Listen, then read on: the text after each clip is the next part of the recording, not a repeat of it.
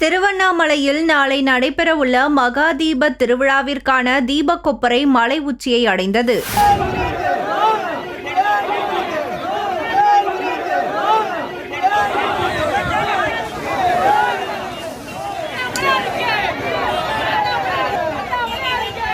திருவண்ணாமலை அண்ணாமலையார் கோவிலில் கார்த்திகை தீபத் திருவிழா கொடியேற்றத்துடன் துவங்கி கோலாகலமாக நடைபெற்று வருகிறது.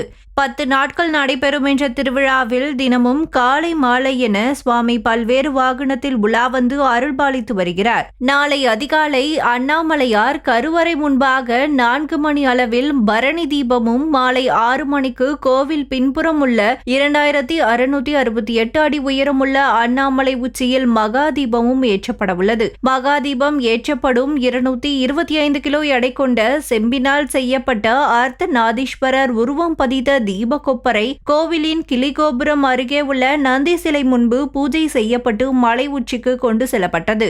தீபக்கொப்பரையை தோளில் சுமந்து மலை உச்சிக்கு கொண்டு சென்ற பக்தர்கள் அண்ணாமலையாருக்கு அரோகரா என பக்தி முழக்கத்தை எழுப்பினர். மகா தீபத்தை முன்னிட்டு திருவண்ணாமலையில் 17 இடங்களில் தற்காலிக பேருந்து நிலையங்கள் அமைக்கப்பட்டுள்ளன. 15,000க்கும் மேற்பட்ட போலீசார் 5 அடுக்கு பாதுகாப்பு பணியில் ஈடுபடுத்தப்பட்டுள்ளனர். மகா தீபம் ஏற்றப்படும் போது மலை மீது ஏற பக்தர்களுக்கு தடை விதிக்கப்பட்டுள்ளது. கடந்த ஆண்டு ஏற்பட்ட மண்சரிவு காரணமாகவும் டிட்வா புயலின் கனமழை முன்னெச்சரிக்கை காரணமாகவும் தடை விதிக்கப்பட்டுள்ளது குறிப்பிடத்தக்கது.